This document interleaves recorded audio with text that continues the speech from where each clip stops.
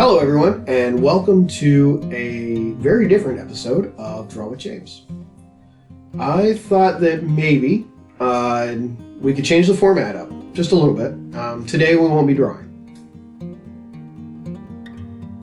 I know, it's literally in the name of the channel. But anyway, I thought that I would take a moment to share my journey as an illustrator and how I started out and that kind of stuff, and then take you guys along with me and do regular video updates like this in the future. So I guess we should start where all good stories start, which is the beginning.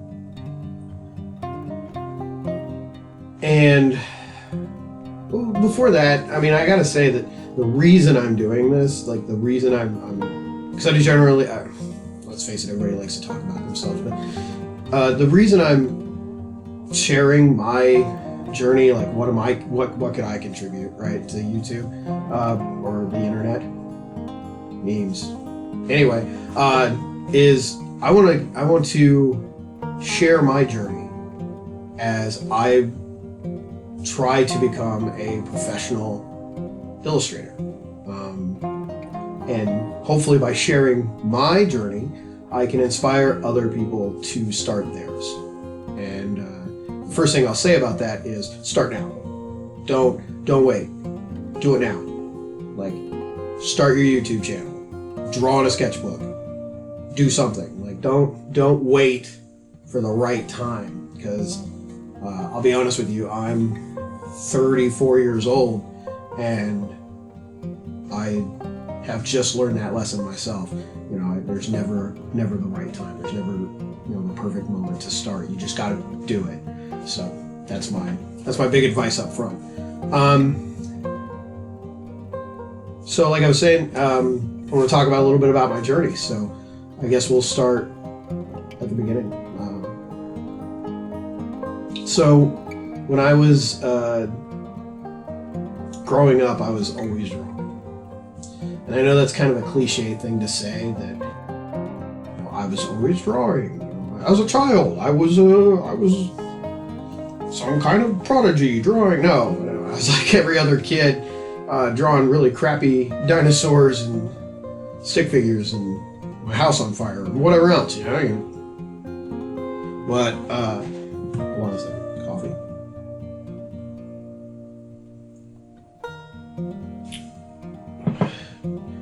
But I think a lot of kids do that. In fact, the majority of kids, in my experience, the majority of kids draw. And it's like the environment that you grow up in that determines whether or not you continue to draw later on in life. Some of it is the child's own interest, but some of it is influence from friends, family, whatnot. But my parents were super supportive about me drawing. They always liked everything that I drew, no matter how bad it was. They would say, "Oh man, and they'd encourage me, like, "Oh, this is really good," even if it was crap, And so they fostered that, like, it's okay to go draw and do all that other stuff, and do what makes you happy kind of environment. And I'm really grateful for that. That was something that my parents gave me, was the free range to make all the mistakes a young man could possibly make. Well, not all of them. God, I hope not all of them. Oh. Anyway, so I drew a lot as a kid, and I think it was around the time I was in middle school, probably 7th, 8th grade, somewhere along in there, that my mom actually got me my first drawing book. We went to like Books A Million or something like that, or some such. I don't quite remember. She might have got it for me sooner, before that. You know what? I'm not 100% sure. Hitting the head too many times.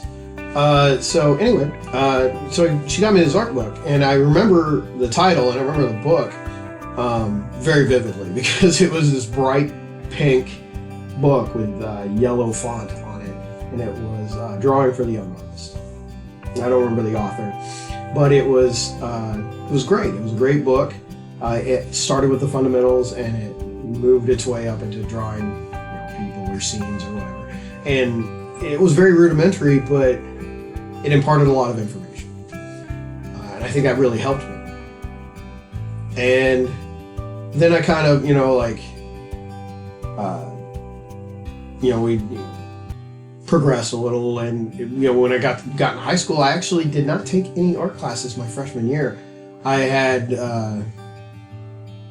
come under the delusion that I was destined to be working class, blue collar, labor, and that I wasn't going to go to college. And I'm not downplaying any of those professions. They're super important. In fact, I think some of the trades professions are more important than some white collar jobs, honestly. World wouldn't work without blue collar people. And hopefully you know what that means. But anyway, so my freshman year, I actually took a bunch of building trades classes, like manufacturing processes, shot glass, things like that in my core classes. But then I met a girl. He says, as all men do in the stories. But no, seriously, I met this interesting individual who will remain nameless, and but she influenced me quite a bit to pursue art, because I did have a sketchbook and I did sketch a little bit, but she was so good. She was really good at it, really good at art. And so, I went home and I was like, hey Dad, I'm going to take art classes. And he goes, okay.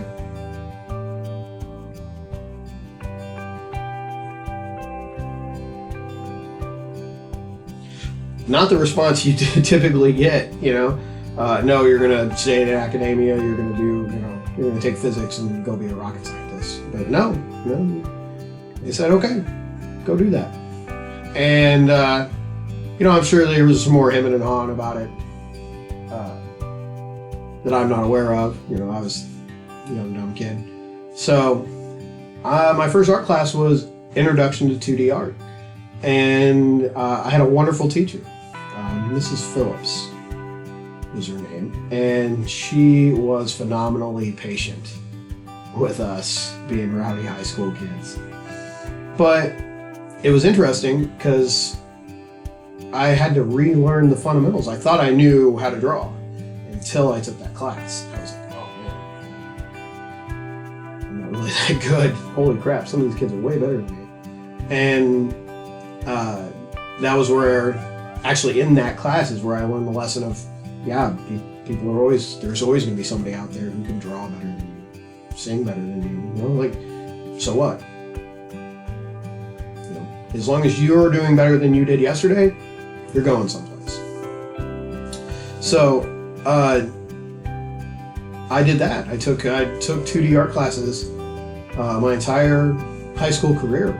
I went through all the advanced 2D art, and I was exposed to a lot of different mediums, including early digital art. Like this would have been 2003, 2004, when we were using these really basic Wacom tablets in our introduction to digital art kind of thing, and used Photoshop and was it Macromedia Flash back then? Good times.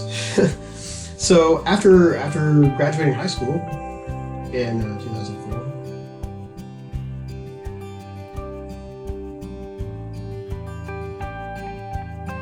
I don't know. Anyway, I decided I would go to college for art, and what I picked was graphic design, thinking that I would transition into animation at some point or another. Like that was something I wanted to do. Turns out those things are not the same.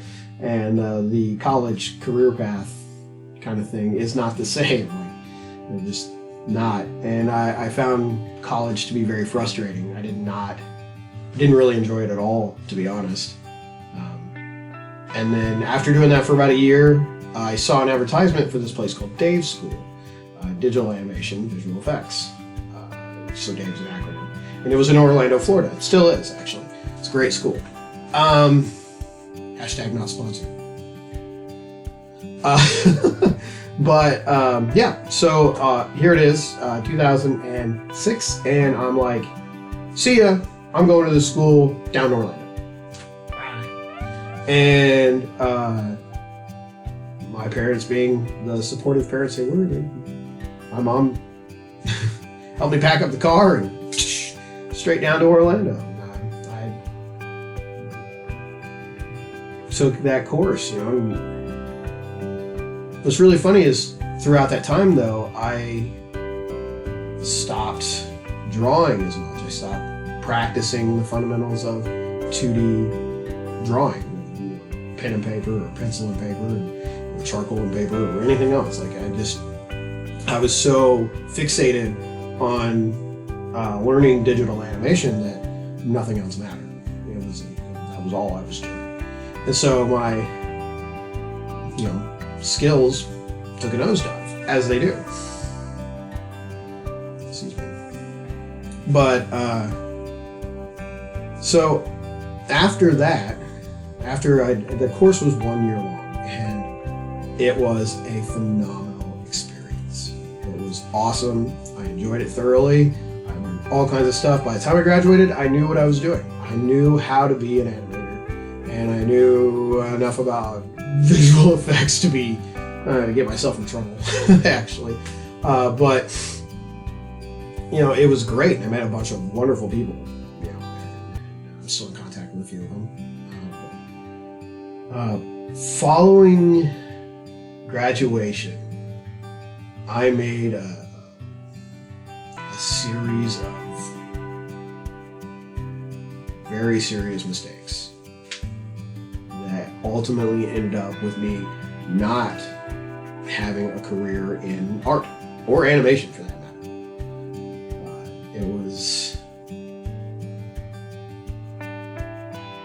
That was a very unpleasant time in my life. It was not fun. Just a series of poor choices and the experience of youth. But that's what brought me to the Army. I enlisted in the U.S. Army, and I'm still in it as of this video. But I'm, on my way. So after a few years in the Army, I wasn't drawing at all because I was doing other things.